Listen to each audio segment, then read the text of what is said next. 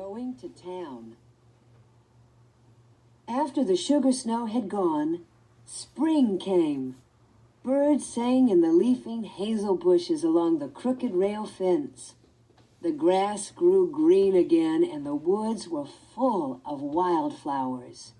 Buttercups and violets, thimble flowers, and tiny starry grass flowers were everywhere. As soon as the days were warm, Laura and Mary begged to be allowed to run barefoot. At first they might only run out around the woodpile and back in their bare feet. Next day they could run farther, and soon their shoes were oiled and put away, and they ran barefoot all day long. Every night they had to wash their feet before they went to bed. Under the hems of their skirts, their ankles and their feet were as brown as their faces. They had playhouses under the two big oak trees in front of the house. Mary's playhouse was under Mary's tree, and Laura's playhouse was under Laura's tree. The soft grass made a green carpet for them. The green leaves were the roofs, and through them they could see bits of the blue sky. Pa made a swing of tough bark and hung it to a large low branch of Laura's tree. It was her swing because it was in her tree, but she had to be unselfish and let Mary swing in it whenever she wanted to. Mary had a cracked saucer to play with, and Laura had a beautiful cup with only one big piece broken out of it.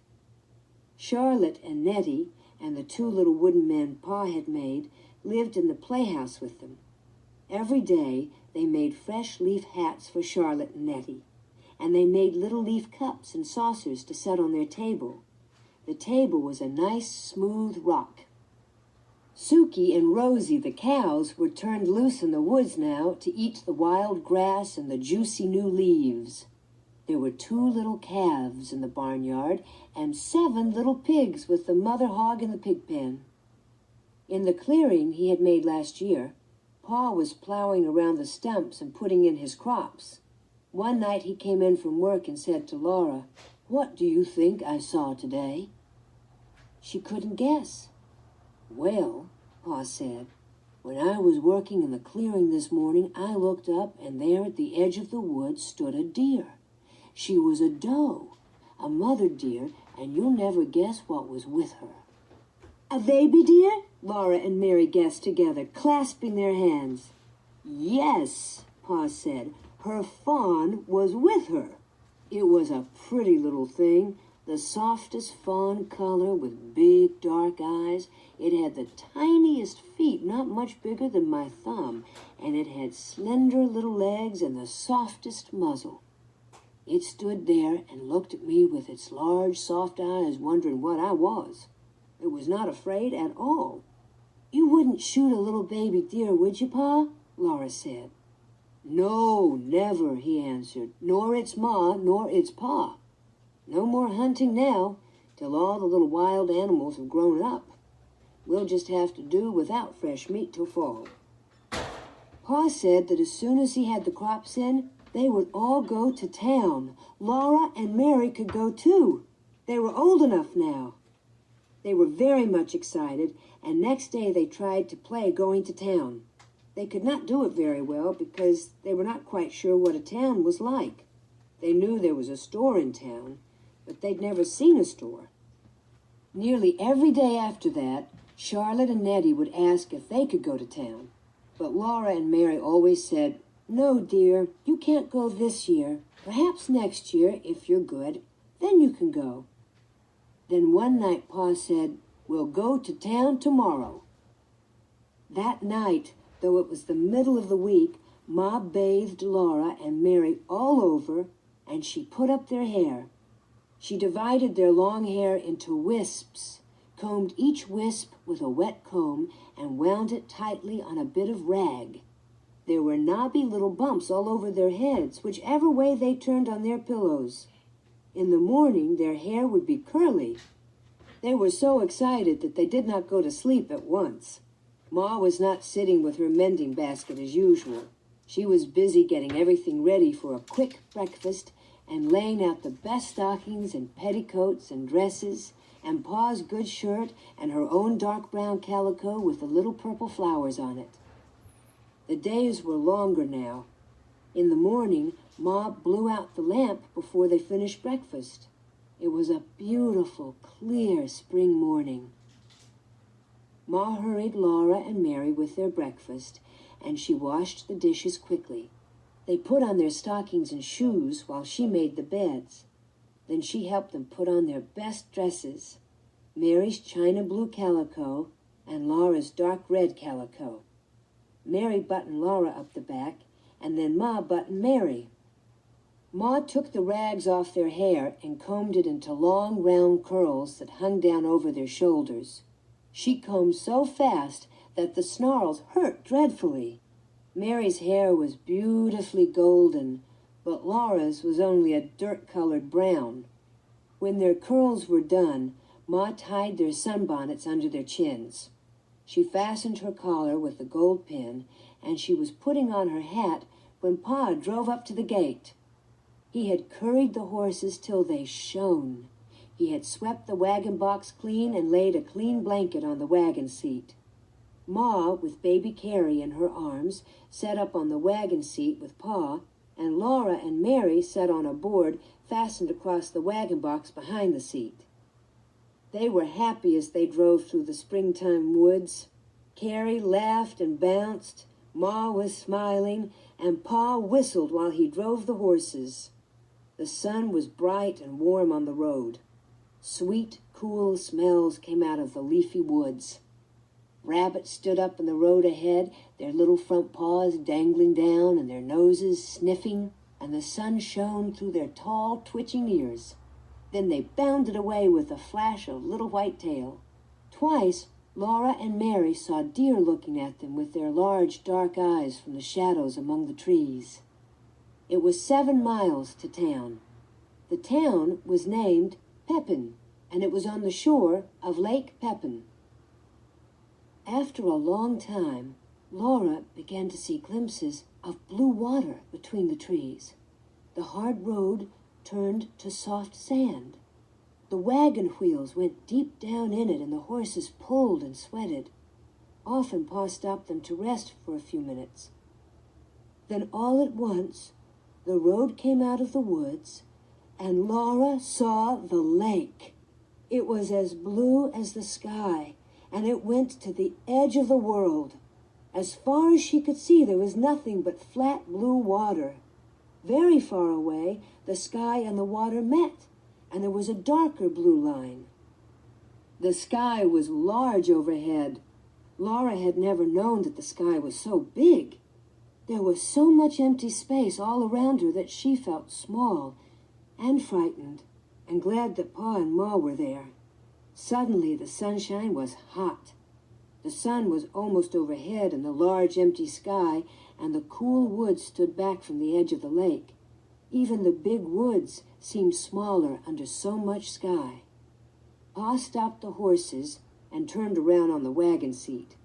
He pointed ahead with his whip. "There you are, Laura and Mary," he said. "There's the town of Pepin." Laura stood up on the board, and Pa held her safe by the arm so she could see the town. When she saw it, she could hardly breathe. She knew how Yankee Doodle felt when he could not see the town because there were so many houses. Right on the edge of the lake, there was one great big building. That was the store, Pa told her. It was not made of logs. It was made of wide gray boards running up and down.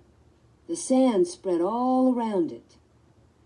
Behind the store there was a clearing, larger than Pa's clearing in the woods at home. Standing among the stumps, there were more houses than Laura could count. They were not made of logs either. They were made of boards like the store. Laura had never imagined so many houses, and they were so close together. Of course, they were much smaller than the store. One of them was made of new boards that had not had time to get gray. It was the yellow color of newly cut wood. People were living in all these houses. Smoke rose up from their chimneys. Though it was not Monday, some woman had spread out a washing on the bushes and stumps by her house. Several girls and boys were playing in the sunshine in the open space between the store and the houses. They were jumping from one stump to the next stump and shouting. "Well, that's Pepin," Pa said. Laura just nodded her head. She looked and could not say a word. After a while she sat down again, and the horses went on. They left the wagon on the shore of the lake. Pa unhitched the horses and tied one to each side of the wagon box. Then he took Laura and Mary by the hand, and Ma came beside them carrying baby Carrie. They walked through the deep sand to the store. The warm sand came in over the tops of Laura's shoes. There was a wide platform in front of the store, and at one end of it, steps went up to it out of the sand. Laura's heart was beating so fast that she could hardly climb the steps. She was trembling all over. This was the store to which Pa came to trade his furs. When they went in, the storekeeper knew him. The storekeeper came out from behind the counter and spoke to him and to Ma, and then Laura and Mary had to show their manners. Mary said, "How do you do?" But Laura could not say anything.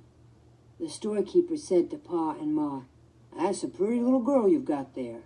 And he admired Mary's golden curls, but he did not say anything about Laura or about her curls.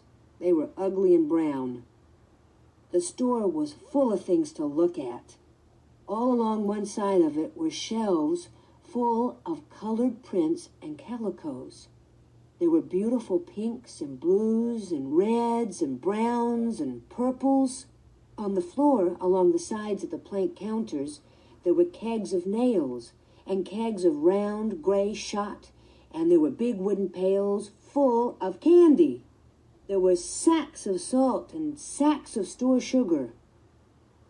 In the middle of the store was a plow made of shiny wood with a glittering bright plowshare, and there were steel axe heads and hammer heads and saws and all kinds of knives, hunting knives and skinning knives and butcher knives and jackknives. There were big boots and little boots, big shoes and little shoes. Laura could have looked for weeks and not seen all the things that were in that store. She had not known there were so many things in the world. Pa and Ma traded for a long time. The storekeeper took down bolts and bolts of beautiful calicos and spread them out for Ma to finger and look at and price. Laura and Mary looked, but must not touch. Every new color and pattern was prettier than the last, and there were so many of them. Laura did not know how Ma could ever choose. Ma chose 2 patterns of calico to make shirts for Pa, and a piece of brown denim to make him a jumper. Then she got some white cloth to make sheets and underwear. Pa got enough calico to make Ma a new apron. Ma said, "Oh, no, Charles, I don't really need it." But Pa laughed and said she must pick it out, or he would get her the turkey red piece with the big yellow pattern. Ma smiled and flushed pink, and she picked out a pattern of rosebuds and leaves on a soft, fawn-colored ground. Then Pa got for himself a pair of galluses and some tobacco to smoke in his pipe. And Ma got a pound of tea and a little paper package of store sugar to have in the house when company came. It was a pale brown sugar, not dark brown like the maple sugar Ma used for every day. When all the trading was done, the storekeeper gave Mary and Laura each a piece of candy.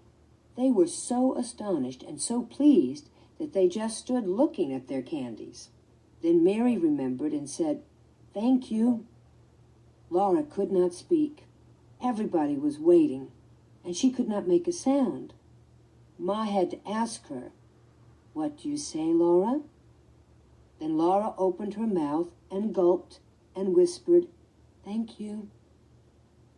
After that, they went out of the store. Both pieces of candy were white and flat and thin and heart-shaped. There was printing on them in red letters. Ma read it for them. Mary said, "Roses are red, violets are blue, sugar is sweet, and so are you."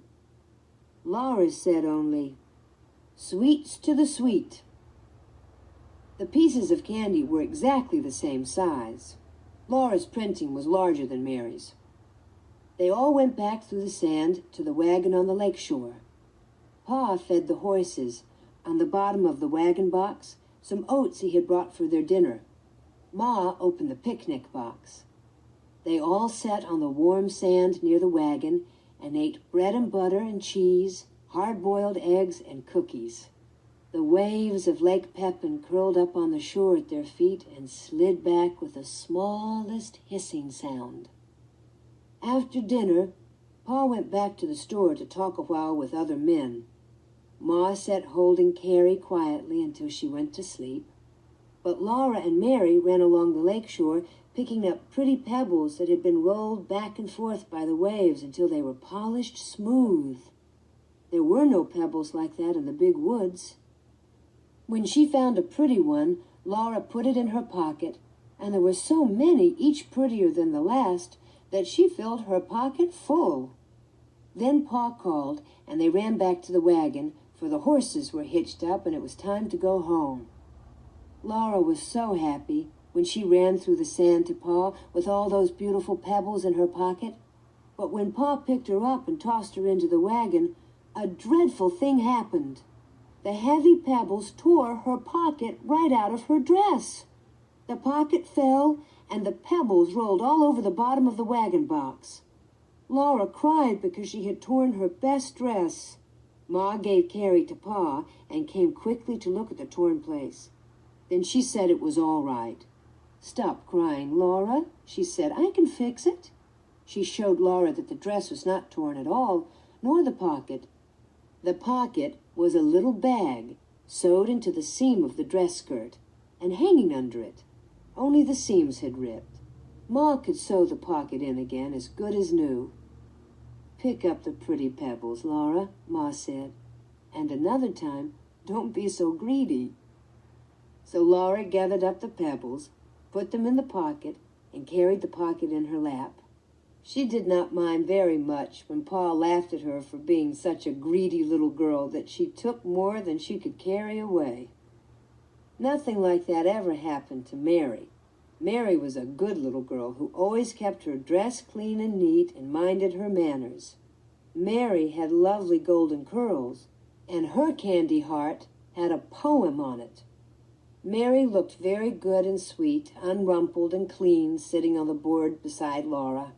Laura did not think it was fair. But it had been a wonderful day, the most wonderful day in her whole life. She thought about the beautiful lake, and the town she had seen, and the big store full of so many things. She held the pebbles carefully in her lap, and her candy heart wrapped carefully in her handkerchief until she got home and could put it away to keep always. It was too pretty to eat. The wagon jolted along on the homeward road through the big woods. The sun set, and the woods grew darker. But before the last of the twilight was gone, the moon rose. And they were safe, because Pa had his gun. The soft moonlight came down through the treetops and made patches of light and shade on the road ahead. The horses' hooves made a cheerful clippity-clop.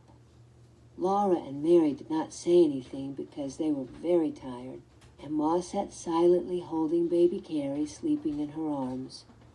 But Pa sang softly, "Mid pleasures and palaces, though